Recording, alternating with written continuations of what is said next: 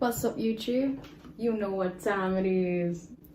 I found this document not too long ago and I'm still reading it. I did say that I was going to bring it back and I was going to go over it again. I introduced this document in the last video, and this document is a CIA declassified document called the Gateway Process. So a really quick recap from the last video, we was using the double slit experiment to show how light can classically be defined as both waves and particles. And I was using the double slit experiment as a metaphor for the physical eyes. In this video, I want to kind of connect some dots a little bit. So the mind's eye is really what is connecting these dots, because it's able to kind of comprehend the meshing of where the individual becomes the whole again. I've got a brilliant piece that I've taken from Isaac Bentoff on that, so stay tuned for that in a bit. But first I'm just going to go over a couple of the things that I think might help. There's a SoundCloud that gives a kind of general go over as to what that Hemisync is. The Hemisync being the syncing of the two brain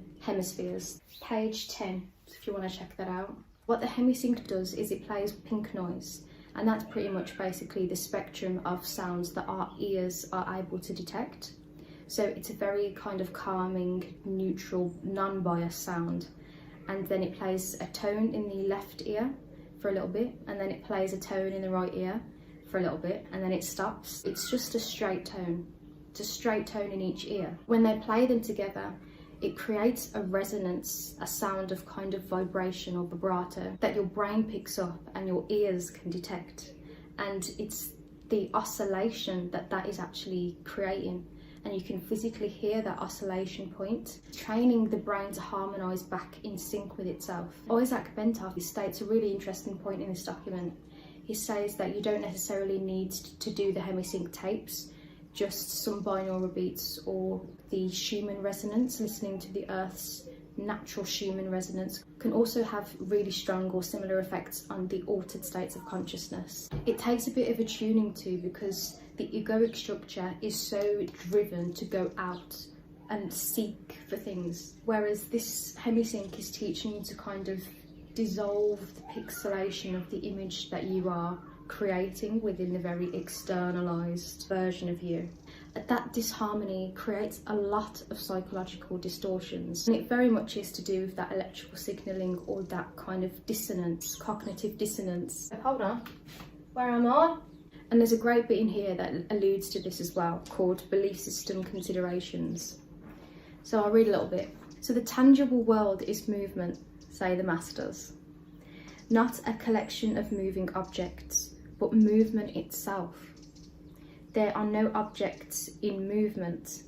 It is the movement which constitutes the objects which appear to us. They are nothing but movement. So this is the idea of all light that we experience here on this earth is light that has travelled from far distances. We're in motion, okay? And we're seeing things that are no longer necessarily where they are. I was watching a brilliant thing the other day with Brian Cox, and he was discussing this. If I can find it, I'll drop it down below. But he was pretty much saying that somehow they managed to calculate space has a curvature to it. The fastest route for light isn't a straight line. It actually is a waveform. This movement is a continued and infinitely rapid succession of flashes of energy. All objects perceptible to those main five senses, and all phenomena of whatever kind and whatever aspect they may assume, are constituted by rapid succession of instantaneous events. So it's pretty much saying the solidity that a lot of people believe in doesn't actually exist. Everything that exists in the material sector being that kind of stagnant pixel rather than the waveform. So, and this is another thing that a lot of spiritual teachers speak about in terms of when you're living in the past, you're living from what has been. When that creation begins to awaken to its self-cognition point, that self-observation, and turning the very outward focused flow of energy in that experience or that realm of time, you're pulling it inwards and you're looking or self-assessing what's the internal effects of time are. So time is actually an internal dimension because it's temporal. So there's 3 dimensions of very external space, but the internal is time in this material sector, and that's because it's experienced by us over time. So it's the temporal dimension, one temporal dimension. Ooh, and to merge the kind of holograph or the hologram idea with spirituality, it even goes on to say here that the classical depiction or the classic depiction of the universal hologram is to be found in the Hindi Sutra, which says, in the heaven of Indra, there is said to be a network of pearls so arranged that if you look at one, you see all of the others reflected in it. And this is like, you're not meant to be a drop in the ocean, you are the entire ocean within one drop. So when light's below the speed of push, then it's folding or contracting onto itself, and then it's being observed, so it's observing itself for its own expansion and contraction. That friction over time from your awareness of that go, no go, and learning what it is you want to go and what it is you want to no go to, that creates that change in density. So we have the equator here. You know who else was obsessed with the pyramids? Mr. Tesla. He loved them. And that 369 is actually found within the equations inside the pyramid. The electromagnetic flow, it's that yin and yang energy. That's that 3 and that 6. And the 9 in the centre that's separate is the electrostatic. So that's what's bringing the vibration based off of the results it's seeing. So the 9 is able to become that changing of the slides.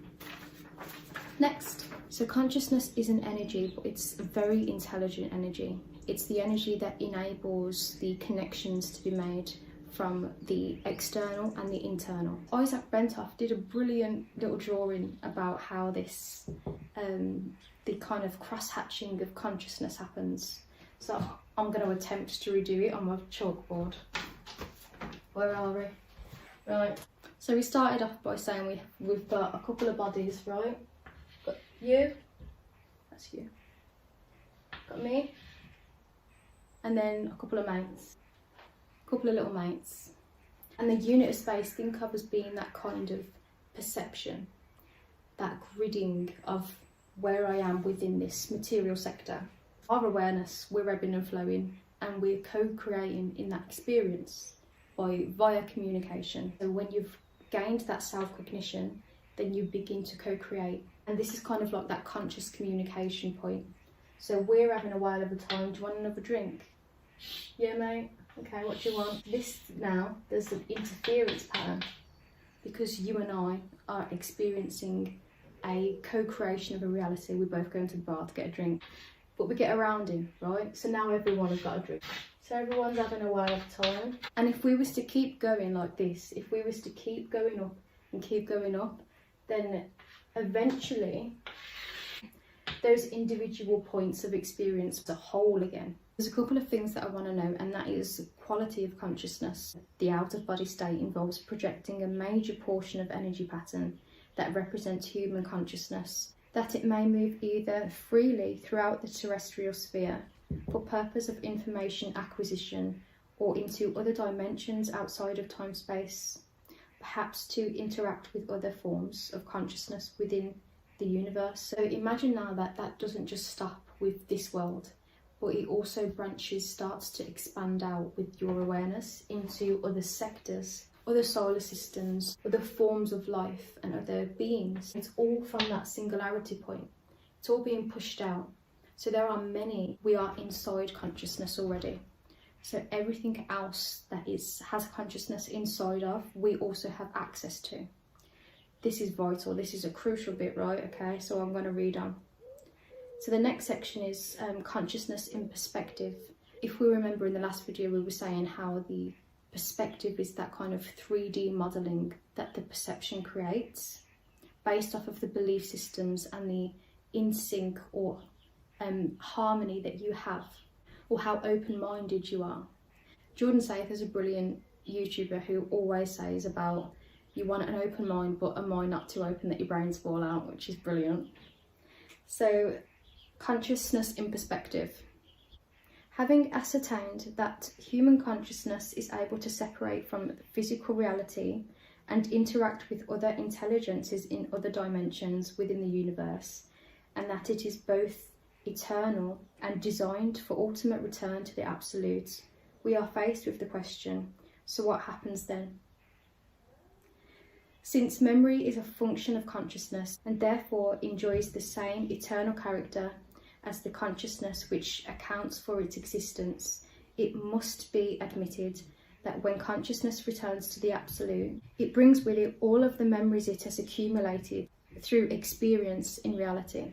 And this is a question I also had myself when I was beginning to kind of feel like reality was slipping away. And what it actually was is it's the veil. So it's everything that I taught myself that was true, that left-hand brain. I'm attached to the image and I'm suffering because my image that I've pushed out into reality to be experienced by others isn't actually me. And it's that releasing of the illusions of those pixelated material forms that we create inside our minds and reiterate inside others' minds of the narrative of who we are, what we believe in. And when you drop all that aside for a second, it can be such a freeing experience because you realise that you're still here. When the motion stops, that electrostatic is still there. That's the kind of foundation of what reality is, and the motion moves around that to create from it.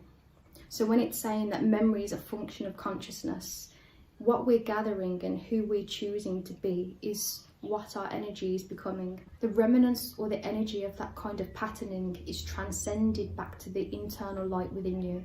Nothing is lost. It's just you're seeing it as ego because you're recognizing that it's no longer who you're resonating with or want to be, with understanding what is that go and that no-go of authentic and inauthentic. And it's that state of resonance that the go, no-go is being measured into. And that is the interim. Not the interim of the pixel, but the interim of the energy source or that singularity point within you. So we're constantly morphing into who it is we are. I've just had a 3-bean and chili curry, so I am hot. And I'm going to go over this Focus 15 travel into the past. They also state that not only the individual's past history is available for examination by one who has achieved Focus 15, but also other aspects of the past with which the individual himself has had no connection may also be accessed. And it's that crossover or that crosshatch that they're speaking about.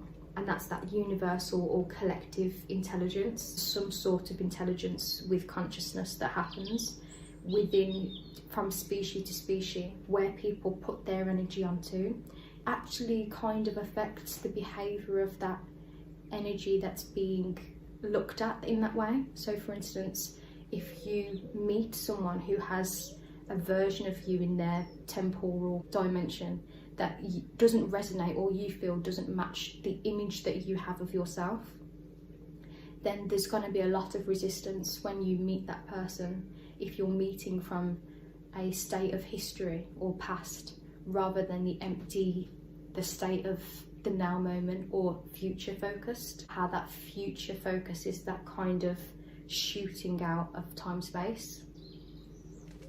So the future. The last and most advanced of all the focus states associated with the Gateway Training Programme involves movement outside of the boundaries of time-space, as in Focus 15, but with attention to discovering the future rather than the past. This document is brilliant for planting seeds, but there is so much widely available now, and there's so many different kind of points of resonance that can drop the same information into you if you allow it to. And there's many different ways that you can train yourself to allow that. So one thing that I'm going to mention here is meditation. Imagine a static meditation is where you sit and you're quiet and you're trying to quiet your thoughts. A contemplative meditation of observation. And that's kind of like entraining the awareness to that electrostatic field of the mind or mental activity. But there's also another type of meditation which is kinetic meditation, or basically movement.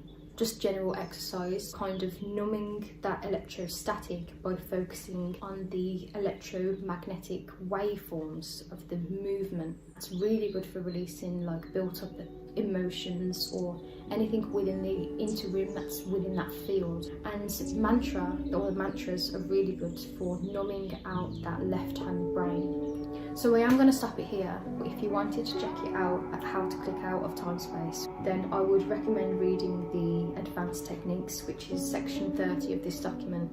I hope that you was able to take something from this. I'll see you soon.